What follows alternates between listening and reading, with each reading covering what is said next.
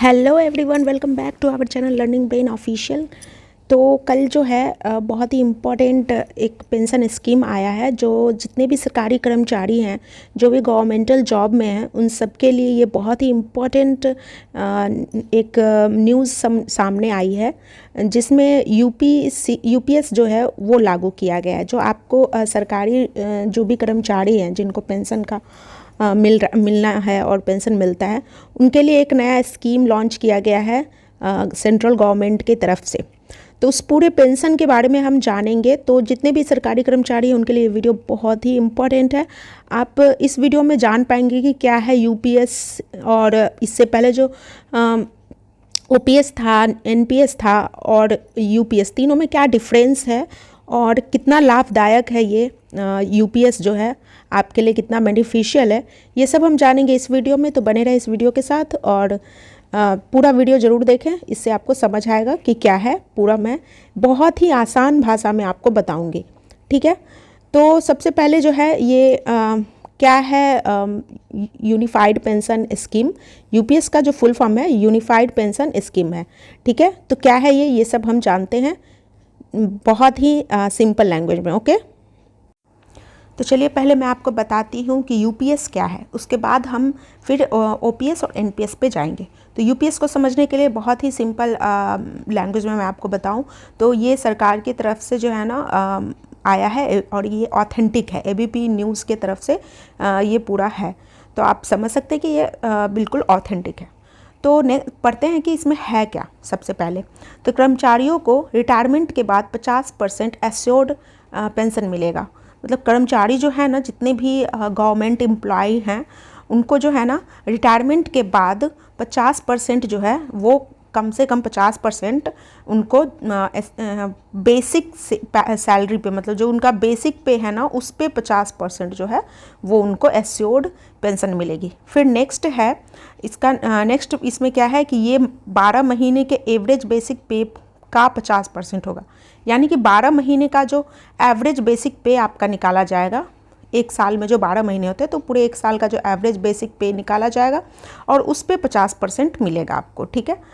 फिर नेक्स्ट है कि 25 साल की सर्विस करने के बाद ही मिलेगी।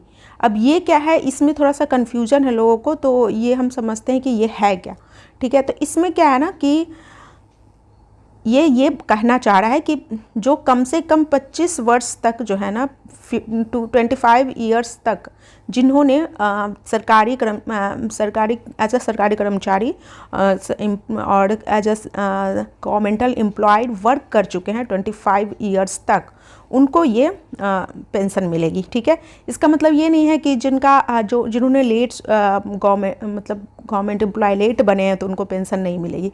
उसका भी प्रावधान दिया गया है कि 10 वर्ष को 10 ईयर्स तक भी अगर उन्होंने 10 साल तक काम किया है तो 10,000 महीना उनको पेंशन फिर भी मिलेगी, ओके। तो आई होप आपको इसमें बहुत ही सिंपल है, आपको समझ में आ गया होगा। बहुत ज़्यादा डिफ़िकल्ट नहीं, मैं बहुत एज सिंपल एज रखने की कोशिश की हूँ।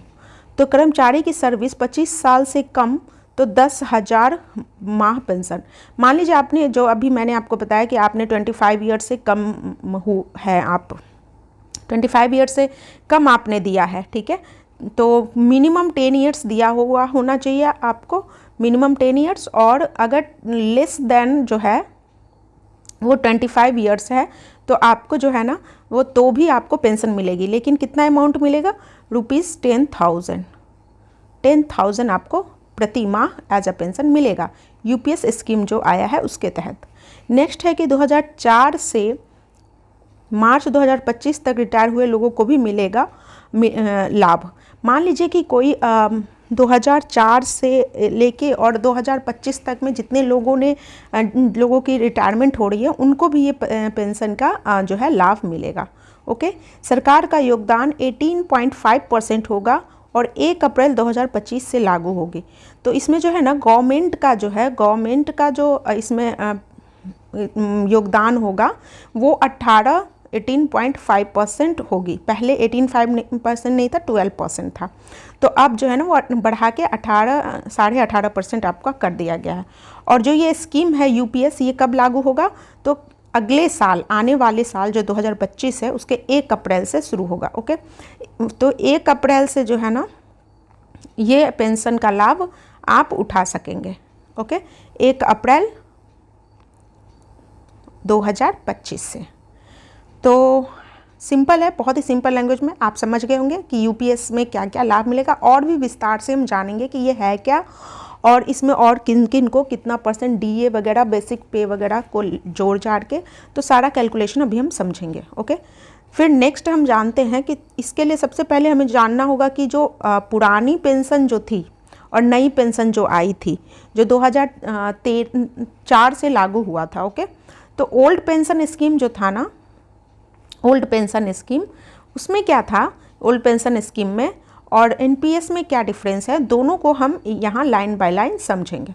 तो जो ओपीएस था, जो पुरानी पेंशन स्कीम थी, उसमें इस स्कीम में रिटायरमेंट के समय कर्मचारी के वेतन की आधी राशि पेंशन के रूप में दी जाती है। तो ओपीएस में क्या था कि आप जिस साल रिटायर हो रहे हैं, मान रहे आप 60 में, जनरली 60 में लोग रिटायर होते हैं, तो 60 में आपका मान लीजिए कि 1 लाख है आपका, ठीक है, 1 लाख है आपका सैलरी। तो इसमें क्या होता था कि आपको पेंशन सीधा 50,000 प्रति माह मिलता था। ठीक है, तो ये 50% मिलती थी। बट एनपीएस जो आया, जो 2003 में ख़त्म होकर 2004 से जो लागू हुआ, उसमें कर्मचारी की बेसिक सैलरी प्लस डीए का 10% हिस्सा कटता था। इसमें क्या था ना, इसमें तो डायरेक्ट आपको मिल रहा था 50%, बट इसमें क्या है कि बेसिक सैलरी, मान लीजिए आपका 1 लाख पूरा है टोटल, डीए एचआर वगैरह सब लगा के मान लीजिए आपका 1 लाख है, सब मिक्स करके, तब इसमें 50% सीधा मिल जाता था। लेकिन इसमें क्या कहा गया था, एनपीएस में क्या हो रहा था कि आपका बेसिक सैलरी, मान लीजिए 1 लाख आपको मिल रहा है, बेसिक सैलरी आपका 60,000 है, मान लीजिए 60,000 है, तो इसमें क्या होता था कि डीए का 10 हिस्सा पड़ता, मात्र डीए का मिलता था। ठीक है, सिर्फ डीए का 10% मिलता था, उसमें ऐड हो जाता था बेसिक सैलरी में। तो बेसिक सैलरी अगर 60,000 है तो इसमें डीए ऐड कर देंगे, तो ये मान लीजिए डीए आता है, डीए है 10,000, 10,000 का 10% 1,000, तो आपको टोटल मिलता था कितना, 61,000। ओके, तो समझ गए सिंपल ये क्या था कि, तो आपको 61,000 मिलता था। ओके, उसके बाद क्या था, दूसरा डिफरेंस ये था कि पुरानी पेंशन स्कीम जो थी, पुरानी पेंशन स्कीम में पेंशन के लिए कर्मचारी के वेतन से कोई पैसा नहीं कटता था। यानी कि पुरानी पेंशन जो थी ना, उसमें जैसे अभी जो पेंशन मिल रही है ना, उसमें क्या होता है कि जो बेसिक आपके ही पैसे का 1% जो है वो गवर्नमेंट रखती है एज अ रिजर्व, और उसी पे इंटरेस्ट वगैरह जोड़ के आपको पेंशन मिलती है। बट ओपीएस जो था उसमें ये नहीं था। ओपीएस में आपका सैलरी आपको जितना है वो टोटल मिलता था। ठीक है, टोटल सैलरी भी मिलता था, और जो लास्ट मंथ होता था तो उसका सीधे 50% करके और आपको मिल जाता था क्या कहते हैं, पेंशन।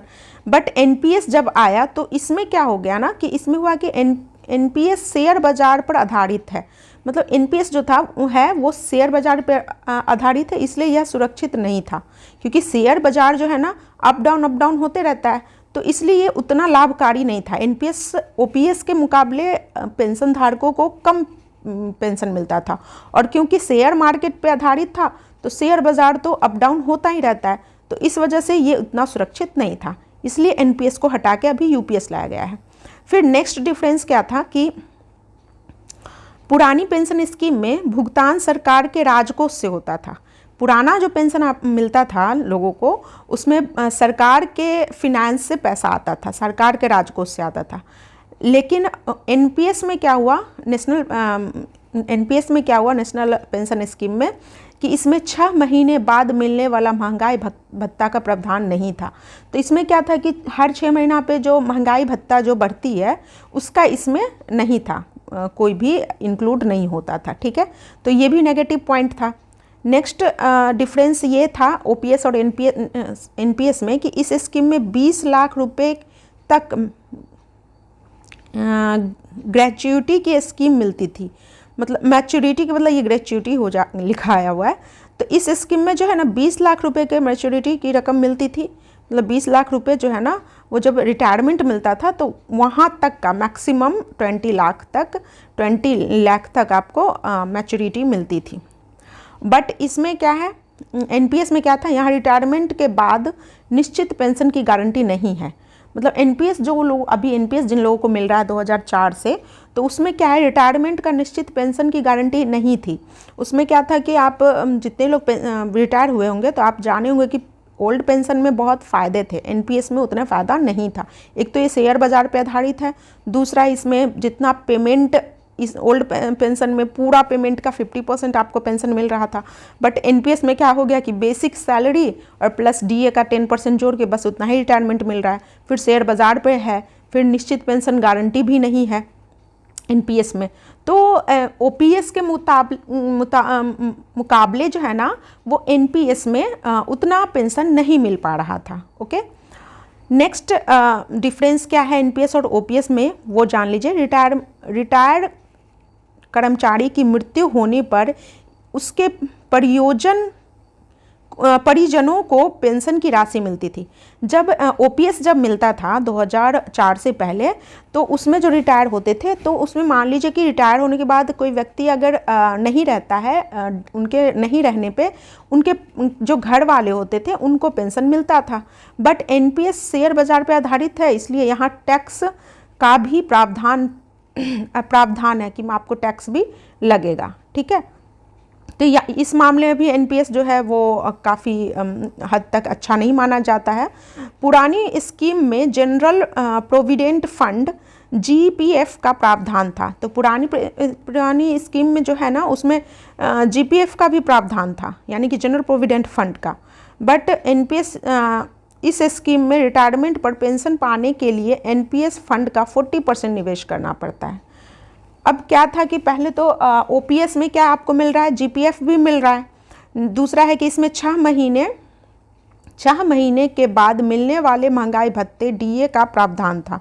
इसमें क्या था कि पेंशन में भी जो महंगाई भत्ता ऐड होता था, मतलब आप रिटायर हैं और आपको पेंशन मिल रहा है तो भी आपका पेंशन बढ़ता था, और हर 6 महीना पे महंगाई भत्ता भी ऐड होके मिलता था। बट इस स्कीम में क्या है, 6 महीने पेंशन पाने के एनपीएस फंड में 40% निवेश करना होता है। इस स्कीम में रिटायरमेंट पर पेंशन पाने के लिए एनपीएस फंड का 40% निवेश करना होता है। मतलब इसमें आपको अगर ये लेना है ना, तो उसमें आपका जो रिटायरमेंट पेंशन मिल रहा है आपको, उसमें फंड का 40% जो है आपको लगाना पड़ता था, तब आप जाके इस बात का लाभ उठा सकते थे। तो हर एंगल से आपने देखा कि ये जो एनपीएस और ओपीएस का मामला है, वो जो है वो पुराने ओपीएस से एनपीएस क्या है, कम लाभदायक था। तो इसी को हटा के, तो अब आई होप कि आप ओपीएस और एनपीएस में जब आप फ़र्क जान जाएंगे ना, तब यूपीएस को आप अच्छे से समझ पाएंगे।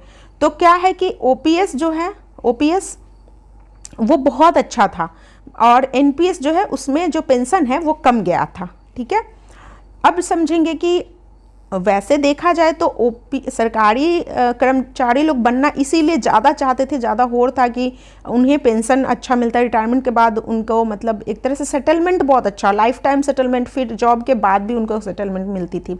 एनपीएस में भी पेंशन मिलता है, लेकिन उसमें थोड़ा ओपीएस के मुकाबले कम मिलता था। ठीक है, अब नेक्स्ट हम समझेंगे क्वेश्चन उत्तर के साथ, तो आपको ज़्यादा समझ आएगा। जैसे मैंने पहला क्वेश्चन ये रखा है कि क्या है एकीकृत पेंशन योजना, यानी कि यूनिफाइड पेंशन योजना है क्या, पहले हमें इसे समझना होगा यूपीएस समझने के लिए। यूपीएस यानी एकीकृत पेंशन योजना अपने आप अपनाने पर कर्मचारियों को सेवानिवृत्ति के बाद सुनिश्चित पेंशन मिलेगी। मतलब यूपीएस में जो है ना, एक सुनिश्चित पेंशन मिलेगी आपके रिटायरमेंट के बाद। इसकी रकम सेवानिवृत्ति से पिछले के 12 महीने के औसत मूल्य वेतन का 50% मिलेगा। जैसे कि आपका क्या हो रहा था कि रिटायरमेंट जो ओपीएस था उसमें सीधा आपका 50% मिल रहा है, बाकी कुछ भी नहीं देखा जा रहा था, और एनपीएस में क्या कर दिया, उससे कम कर दिया। तो एनपीएस से काफ़ी बेहतर है यूपीएस, वो भी समझेंगे कैसे। जैसे अभी आपने ये देखा कि इसकी रकम जो है सेवानिवृत्ति से पहले 12 महीने के औसत मूल वेतन का, मतलब आपका जो लास्ट ईयर है, मान लीजिए 2025 में कोई रिटायर हो रहा है, ठीक है, 2025 में रिटायर हो रहा है, तो 2025 के मान लीजिए दिसंबर में रिटायर हो रहा है, ठीक है। एक एग्जाम्पल लेके मैं आपको समझा रही हूँ कि दिसंबर में अगर कोई रिटायर हो रहा है, एक सेकंड में पेन का कलर चेंज कर लेती हूँ, ठीक है। तो मान लीजिए कि आप,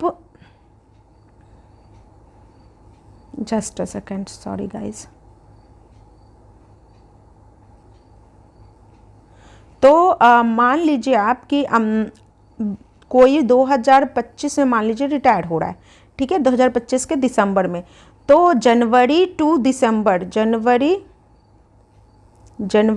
दिसंबर 12 महीना होता है। तो इसके बीच मान लीजिए आपको 20 हज़ार का मिल रहा है, ठीक है, 20,000 मिल रहा है। तो 12 को 20,000 से आप गुना कर दीजिए, तो कितना होता है, 2,4,0, 2,40,000, ठीक है। तो अब 2,40,000 का औसत निकालेगा। जैसे 2,40,000 का हमने 240,000 का हमने इसको फिर 12 से एक तरह से एवरेज निकाल के, और 12 दूना 24, तो 2, 3 और 4, यानी कि उसको फिर 20,000 महीना मिलेगा। इसके अलावा इसमें क्या है, तो ये एक तरह से वही है, बस 12 महीने का औसत कह दिया है। कि मान लीजिए किसी को जनवरी, जैसे दिसंबर से जनवरी, एक बार और मैं अच्छे से क्लियर कर ही देती हूँ, ठीक है, सो दैट आपको समझ में आसानी से आ जाए। जैसे कि आप मान लीजिए कि किसी का, जैसे हमने लिया कि दिसंबर से जनवरी टू दिसंबर हो सकता है कि जनवरी से मार्च तक कितना रहा होगा, 30,000 रहा होगा। और फिर मार्च से जो है फिर अप्रैल से जो है, अप्रैल से फिर हो गया, उसका बढ़ गया। अप्रैल से क्या हो गया कि 30 के बदले अब उसको 40,000 मिलने लगा, ठीक है, 40,000 मिलने लगा। तो इस तरह सारे मंथ का एवरेज निकाल के और उसका 50% दे दिया जाएगा। आई होप आप ये बहुत अच्छे से समझ गए होंगे। फिर नेक्स्ट क्या कह रहा है कि 25 वर्ष तक सेवा पर ही यह रकम मिलेगी। लेकिन जो ये 50% जो मूल्य है, जो पैसे हैं, 50% जो रकम है, वो आपको कम से कम 25 वर्ष तक आपने सर्विस दिया होगा, आप अपना जॉब 25 वर्ष तक किए होंगे, तभी आपको जो है ये रकम मिलेगी। और 25 वर्ष से कम, और अगर आपने 25 वर्ष से कम और 10 साल से ज़्यादा की सेवा पर उसके अनुपात में पेंशन मिलेगी। मान लीजिए कि मतलब कम से कम तो आपको 10 वर्ष जॉब होना चाहिए, सरकारी जॉब। ऐसा नहीं है कि आपने 4 साल 5 साल किया और आपको पेंशन मिलेगा। यूपीएस में ऐसा नहीं है। यूपीएस में यह है कि कम से कम आपने 10 वर्ष किया होगा, और 10 से 25 वर्ष, 25 से ऊपर जो है, 25 और 25 से ऊपर किया है तो आपको 50% मिलेगा। और 10 से 25 के बीच में मान लीजिए किया है, कम से कम 10 वर्ष होना चाहिए, तो आपको उसका जो रेशियो है वो निकाल के फिर आपको रकम दी जाएगी पेंशन की। किसी भी कर्मचारी के निधन से पहले पेंशन की कुल रकम का 60% हिस्सा जो है परिवार को मिलेगा। अब पिछला में क्या था, ओपीएस में देखिए क्या था, एनपीएस में तो ये हट गया था क्योंकि शेयर बाजार वाले में उसमें डाल दिया था, और यूपीएस में फिर से ये लागू किया तो है। ओपीएस में था कि सारा रिटायरमेंट उसके परिवार को मिल रहा है। जैसे कोई व्यक्ति को रिटायरमेंट मिल रहा है, 30,000 का रिटायरमेंट मिल रहा है, व्यक्ति नहीं रहा, मान लीजिए डेथ हो गया उसकी, तो उसके परिवार वाले को, उसकी पत्नी को या उसके को कितना मिलेगा, वो 30,000 ही मिलेगी। बट इस यूपीएस में क्या कर दिया है कि परिवार वालों को उसका 60% मिलेगा, यानी कि 30,000 मिल रहा है ना, 30,000 मिल रहा है, तो इसका 60% निकाल लीजिए। 60% हम निकाल के आपको एक एग्जाम्पल के थ्रू बता रहे हैं। तो क्षेत्रीय 18 पे 1 2 3, यानी कि 60,000 जो है, 18,000, मान लीजिए किसी का 30,000 है और वो व्यक्ति की मृत्यु हो जाती है, तो उसके पत्नी को या किसी पत्नी, कोई पत्नी है वो जॉब में है, तो उनके पति को 18,000 महीना मिलेगा। ये एक एग्जाम्पल निकाल के आपको मैं बताई। तो आई होप आप ये समझ गए होंगे कि यूपीएस में जो है कैसे कैसे वेतन का भुगतान होगा, कैसे कैसे रिटायरमेंट मिलेगा। नेक्स्ट आपका क्वेश्चन हो सकता है कि क्या 10 साल की सेवा के बाद भी पेंशन मिलेगी? ये सबसे बड़ा सवाल है यूपीएस में। तो इसका जवाब है हाँ, कम से कम 10 साल की सेवा के बाद 10,000 रुपये प्रति माह की न्यूनतम पेंशन सुनिश्चित होगी। मतलब आपको कम से कम 10,000 तो मिलेगा ही, ठीक है। आपने अगर 10 साल की सेवा के बाद पेंशन, अगर 10 साल आपने सेवा दिया है, सर्विस दी है, तो आपको 10,000 प्रति माह तो कम से कम आपको मिलेगी, ये निश्चित है। महंगाई भत्तों को जोड़कर आज के हिसाब से यह रकम 15,000 के आसपास होगी। यानी कि इसमें क्या होगा कि 10,000 तो कम से कम मिलेगा ही, इसके अलावा महंगाई भत्ता जोड़ दिया जाएगा। तो आज के महंगाई भत्ते को हम जोड़ते हैं तो उसमें और कितना इंक्लूड हो जाएगा, 5,000, ठीक है। तो कितना हो गया, 10,000 प्लस 5,000 तो 15,000 आपको मिलेगा। तो ये रकम आपको मिलेगी ही। नेक्स्ट क्वेश्चन आपका हो सकता है कि क्या महंगाई दर के साथ इंडेक्शन की सुविधा मिलेगी? तो इसका भी उत्तर है हाँ, मिलेगी, क्योंकि उपरोक्त तीनों तरह की पेंशन यानी कि सुनिश्चित पेंशन, पारिवारिक पेंशन और न्यूनतम पेंशन के मामलों में महंगाई राहत यानी डीआर के आधार पर इन्फ्लेशन इंडेक्स मिलेगा, ठीक है। यानी कि पारिवारिक पेंशन, न्यूनतम पेंशन और जो सुनिश्चित पेंशन है, इसमें डीआर जो होता है यानी कि महंगाई भत्ता जो होता है, उसके आधार पर आपको इन्फ्लेशन इंडेक्शन मिलेगा। इन्फ्लेशन इंडेक्शन मतलब हो गया, इन्फ्लेशन मतलब होता है महंगाई भत्ता, तो वही महंगाई भत्ता को इंग्लिश में कहते हैं इन्फ्लेशन इंडेक्शन। उस आधार पे कि क्या महंगाई है, उस आधार पे आपको पेंशन मिलेगी। तो ये भी है। फिर क्या एरियर्स पर ब्याज भी मिलेगा? मतलब आपके मन में ये सवाल होगा कि एरियर पर भी ब्याज भी मिलेगा। तो इसका भी आंसर है हाँ, पेंशन की बकाया राशि यानी कि एरियर्स पर सरकार ब्याज का भी भुगतान करेगी। मतलब पेंशन की जो बकाया राशि है यानी कि एरियर हो गया है, मतलब कॉमर्स का लैंग्वेज में जो एरियर होता है उसका मतलब होता है कि जो नहीं दे पाया गया है, तो उस एरियर पे आपको ब्याज देगी सरकार। अगर ये यूपीएस चुनते हैं तो उन्हें गणना के मुताबिक ब्याज जोड़कर जितना एरियर्स बनेगा उतना दिया जाएगा। देखिए यहाँ पे है ना कि अगर वे यूपीएस चुनते, यानी कि अभी भी ये प्रावधान नहीं है कि आपको थोपा गया है कि आप एनपीएस और यूपीएस ही चुनिए। आप एनपीएस और यूपीएस में आप पे निर्भर करता है कि आप कौन सा पेंशन स्कीम चूज़ करना चाहते हैं, ये आपके ऊपर डिपेंड करता है। ये आप पे छोड़ा गया है कि अगर आप एनपीएस लेना चाहते हैं, रखना चाहते हैं तो एनपीएस ही रखे रहिए, और नहीं अगर आप यूपीएस में जाना चाहते हैं तो आप यूपीएस भी रख सकते हैं। और इसी के लिए मैं ये वीडियो लाई हूँ ताकि आपको यूपीएस अच्छे से समझ आ जाए और आप दोनों में तुलना करके अपने लिए एक बेहतर जो है पेंशन स्कीम सिलेक्ट कर ले, ठीक है।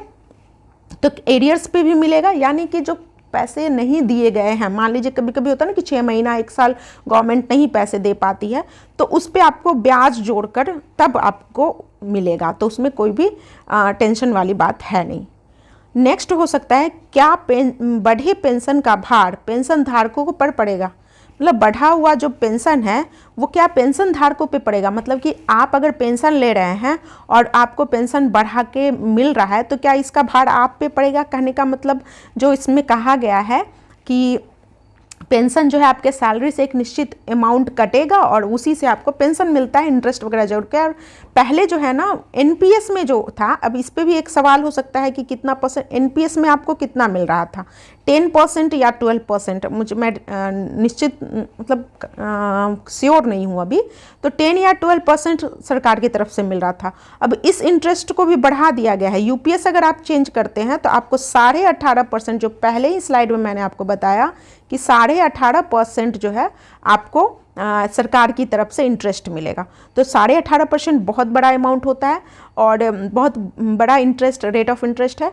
तो उस आधार पे भी एनपीएस से काफ़ी बेहतर यूपीएस होगा आपके लिए।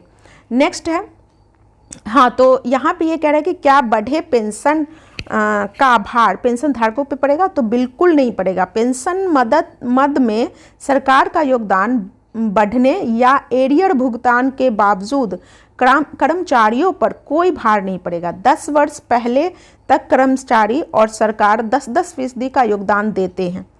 मतलब 10 वर्ष जो है ना से पहले तक कर्मचारी को जो है सरकार 10% देगा, ठीक है। और 10 वर्ष से जब ज़्यादा हो जाएगा तब आपको 18.5% भी मिलेगा।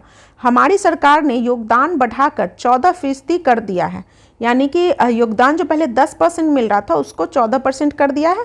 यह अपने आप में बड़ा कदम था। अब केंद्र सरकार का योगदान बढ़कर 18.5% फीसदी हो गया है। अभी जैसे मैंने आपको बताया कि 18.5% रेट ऑफ इंटरेस्ट बढ़ा दिया गया है, उस रेट ऑफ इंटरेस्ट से आपको मिलेगा। आप एफडी करते हैं या फिर आप कुछ भी करते हैं तो उसमें इतना पैसा नहीं मिलता है जितना 18.5% रेट ऑफ इंटरेस्ट काफ़ी होता है। यह स्कीम 1 अप्रैल 2025 से लागू हो जाएगा।